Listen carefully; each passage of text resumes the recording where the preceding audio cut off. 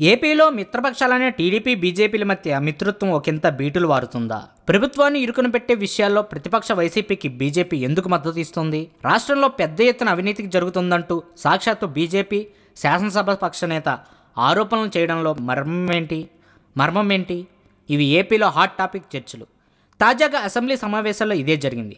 RTA అధికారులపై దాడిని నిరసిస్తూ అసెంబ్లీ గేటు బయట నిరసన వ్యక్తం చేస్తున్న వైసీపీ ఎమ్మెల్యే చెవిరెడ్డి భాస్కర్ రెడ్డికి బీజేపీ శాసనసభ్యుడు విష్ణుకుమార్ రాజు నుంచి ఊహించని మద్దతు లభించింది. ఆర్టీఏ అధికారులపై దాడిని నిరసిస్తూ అసెంబ్లీ గేటు బయట నిరసన వ్యక్తం చేస్తున్న వైసీపీ ఎమ్మెల్యే చెవిరెడ్డి భాస్కర్ రెడ్డికి బీజేపీ శాసనసభ్యుడు విష్ణుకుమార్ రాజు నుంచి ఊహించని మద్దతు లభించింది. అసెంబ్లీ ప్రాంగణం వద్ద విష్ణుకుమార్ రాజు కారు దిగి లోపలికి వెళ్తున్న సమయంలో నిరసన వ్యక్తం చేస్తున్న చెవిరెడ్డిని చూసి ఆగారు. ఈ సందర్భంగా రాజు మాట్లాడుతూ తప్పు చేసింది ఎవరైనా శిక్షించాలని అధికారులపై దాడులు చేయడం సరికాదన్నారు. ప్రజాప్రతినిధులతో అధికారులు మర్యాదపూర్వకంగా ఉండాలని కోరారు.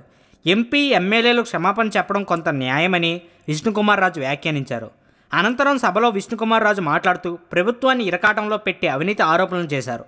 రాష్ట్రంలో ఇప్పటి వరకు కనివిని ఎరుగని రీతిలో విశాఖపట్నం పరిసరాల్లో 2,000 కోట్ల రూపాయల పైగా విలువైన కుంభకోణం జరిగిందని, దీనిపై తక్షణం శాసనసభ సంఘం లేదా సిఐడిచే విచారణ జరిపించాలంటూ విష్ణుకుమార్ రాజు డిమాండ్ చేశారు. మొత్తానికి టీడీపీని మాటలతో ఎండగడుతూ వైసీపీకి మద్దతు ఇస్తూ 2019లో కొత్త వ్యూహాన్ని అనుసరించాలని బీజేపీ చూస్తుందన్న సంగతి ఇప్పటికీ అర్థమవుతుందని రాజకీయ విశ్లేషకుల అభిప్రాయం.